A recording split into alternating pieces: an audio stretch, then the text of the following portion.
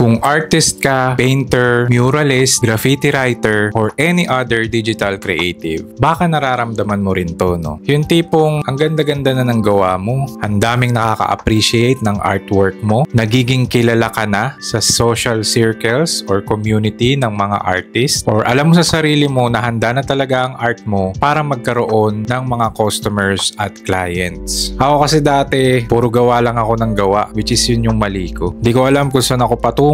Lagi lang kasi nasa isip ko nun, kailangan maging magaling ako. Kailangan ko lang ng maraming likes, maraming followers. Or iniisip ko nun na kusa na lang lalapit ang mga customers at clients para umorder sa akin, magpagawa ng art, magpagawa ng mural, and other type of art projects. Hanggang sa na-realize ko na lang, hindi pala talaga sapat yung talento lang. Hindi sapat na magaling ka lang. Hindi sapat na kilala ka lang. Kailangan marunong ka rin magbenta at gumawa ng diskarte. So sa video na to, pag-uusapan natin kung paano mo ba pwedeng i-level up yung art career mo. Mula sa pagiging passion hanggang sa magiging source of income na siya at possibly maging negosyo on the long run. So real talk lang tong video na to, walang bolahan, walang bentahan, walang scaman, and any other type of stuff. So siya nga pala, sa mga hindi pa nakakilala sa akin, ako nga pala si Angelo. This is my channel, my page, Mindshift with Angelo. I'm a business owner for about 8 years in total. 2 years yung palpak doon, and yung gumana naming negosyo is already running for about 6 years. Nice ko lang i-share tong video na to kasi na-inspire ako. Galing kasi kami sa appointment, may nilakad kami, and nag-usap kami ni Mrs. about sa business, and also nakausap din namin yung mga kapwa business owners. Naisip ko lang na bakit hindi ko i-share tong knowledge na to sa mga artist na gaya ko, pero ngayon hindi na ako active na artist but more on content na. Pero somehow alam ko makakatulong to sa inyo, lalo sa mga artist na gustong maghanap ng paraan para kumita rin sa passion nila at sa mga matatagal ng bagay na ginagawa nila. At in time, possibly maging negosyo nyo rin po. Ako kasi noon, wala akong makitang mga content na related din sa ganito. So, alam ko may mga nangangailangan, and hopefully, parang bawi ko na lang din to sa ibang tao na nangangailangan ng ganitong mga lessons para kahit papano malinawan ka rin kung paano ba yung magiging path mo from being an artist to somehow becoming self-employed, and in time, maybe start your own business. Okay? So, panoorin mo ng buo para malaman mo yung detalye. Okay? So, bakit nga ba karamihan sa mga artists nahihirapan magnegosyo? Well, usually, ang artist naman talaga, based pa lang sa tiyaga, sa sipag, sa pagiging mindful sa details, alam na natin na walang tatalo sa sipag ng mga artist at passion. Pero isa lang sa napapansin ko na naging sagabal din sa akin noon, nung ako'y full-time gumagawa ng art as hobby and also become a career na naging creative designer ako, ang problem sa akin is yung mindset. Madalas kasi sa mga iniisip ng mga artist, ayaw nila magbenta, masyadong na-attach sa art nila, hindi para sa pera yung gawa nila. Oo, gets ko yan, pagdaanan ko yan. Pero tanong ko lang,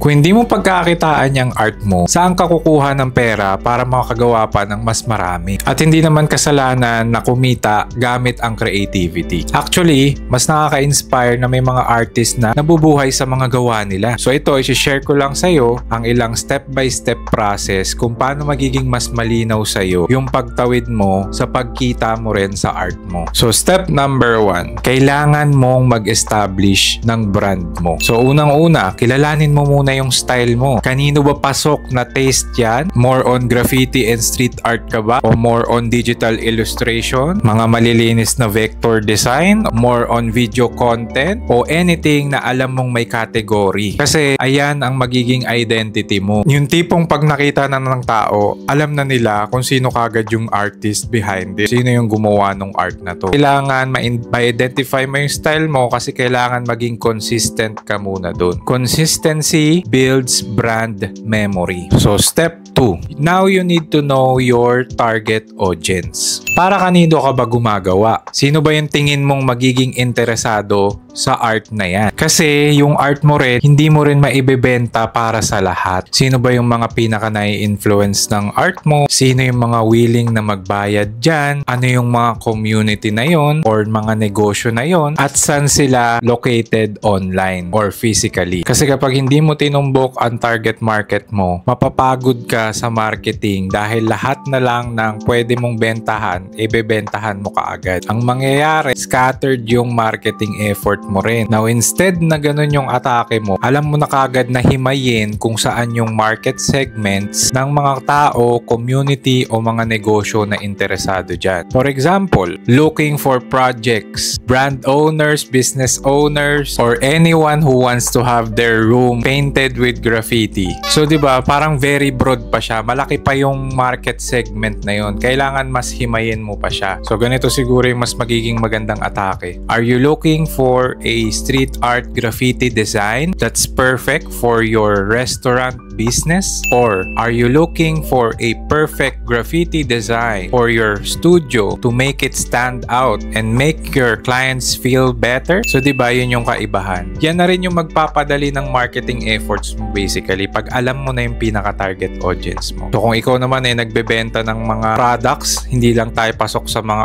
art lang din. Pwede tayong pumunta rin sa paggawa ng products na i-relate natin sa art. Kailangan ma-distinct mo or malaman mo kung sino yung pinakatutumbuking mong audience. Hindi pwedeng napaka-broad ng market mo and napaka-laki ng gusto mong abutin. And by that time na alam mo na talaga yung pinaka-himay na target audience para dyan sa art or small business na gagawin mo or side hustle, dapat malaman mo na kung saan sila mga nakatambay online. Dahil ngayon, sa panahon ngayon, importante na ang social media at content. Kung alam mo na yan, mas madali ka na makakakonect sa mga target clients and customers mo. So, okay, punta tayo sa step 3. Now, going on the third part, kailangan maipakita mo yung art mo. Magbibigay ka ng mga samples online and araw-araw kang magko-content. Dahil yan na ang labanan ngayon, lalo sa negosyo. Pwede ka gumawa ng time-lapse ng gawa mo or mismong process kung paano mo siya ginagawa para makita nila. Magbigay ka ng iba't ibang mga example,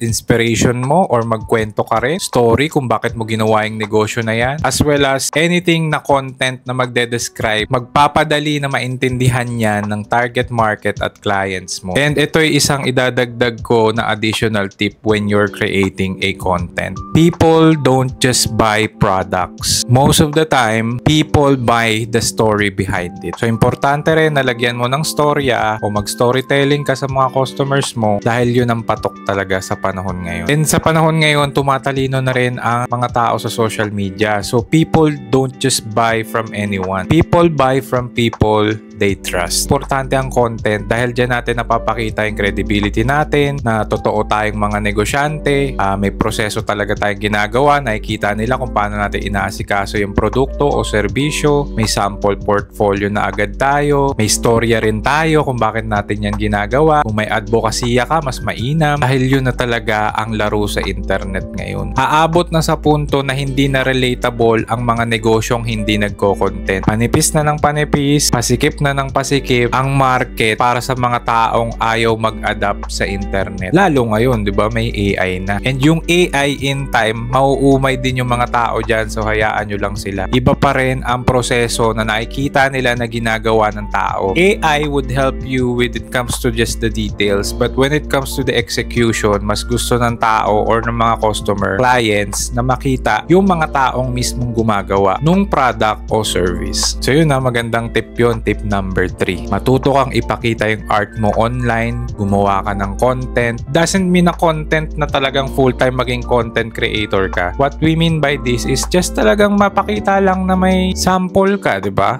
Online, mag-post ka. Post ka na mag-post na mag-post. Kada barangay, kada group ng target audience mo, postan mo yan. At hindi nyo ba napapansin, karamihan sa mga nagtitinda online, buhay na buhay sila, never sila na zero. Laging may benta yung mga taong ginagawa yun. Kasi content na talaga ang labanan. Okay? So move tayo sa 4th tip natin. Ito ay medyo mas practical na lang din, na advice ko lang din. Since magbebenta ka na online, dapat marunong ka na rin magpresyo ng tama. Ang laban sa pababaan ng presyo ay ang laban sa pagpapakamatay ng negosyo o ng brand mo o ng service mo o ng produkto mo. Automatic pagpababaan ng target mo, dyan mo rin mahahanap yung mga pinaka-worst na customers. Yung Yung maraming reklamo, maraming demand, ang mura na nga ng product na pagkakabili, halos hingiin na nga lang, ipamigay na lang, marami pang hirit, pahabol at marami pang reklamo. Nakakalungkot na katotohanan pero based on our experience, ganun talaga ang market. Maraming walang perang tao pero sila pa yung may mga hindi magandang personality type bilang customer. So yun ang may advice ko sa'yo. Presyuhan mo ng tama yung product, service o brand mo. Hanapin mo yung tamang channel din ha. Maraming iba-ibang channel. May Facebook, diba? Alam natin, yung blue app, black app, orange app. Meron pa yung red app which is yung Pinterest, diba? Marami ang market eh. Malawak ang internet lalo sa ngayon. Lahat na halos nagbibenta na sa kung saan-saan. May mga channels na hindi natin alam pero nagge-generate ng malalaking kita dahil dun sila nakakakuha ng mga malalaking kliyente. Hindi mo alam sa isang old or inactive na platform kagaya ng Carousel, diba? Napakatagal na nun. Pero dun pa rin kami nakakabili minsan ng mga gamit na kailangan namin at mas madali makausap yung mga tao dun na nagbebenta. So explore around at presyuhan mo rin ng tama yung product, service o art mo. Actually, gumawa ka sa lahat ng website kung maganda eh. Testingin mo muna kung sino yung unang makakabenta doon, tapos doon ka na mag-focus kapag nagkaroon na ng momentum. Kasi hindi mo kagad din mapofocusan lahat yan eh. Maghanap ka rin ng mga partners or tie-ups or collaborations. Pwede ka rin sumali sa mga exhibit, fair. Maraming available dyan na minsan hindi ka pa gagastos kasi mas okay sa kanila yung commission-based na lang sila based sa mga maibebenta mo doon. So learn to take advantage of those channels. Exhibit, art fair, trade show, and so on and so forth. Saka huwag ka mahiya na isama yung presyo ng skill mo, ng experience mo. Kahit bago ka man, isama mo rin yung presyo ng tools at mga gadgets na ginagamit mo. Whether it be time, tools, experience, yung mga trainings na pinasukan natin, and yung uniqueness natin mismo. That would equal into higher value. So yun, mabilis na tips lang natin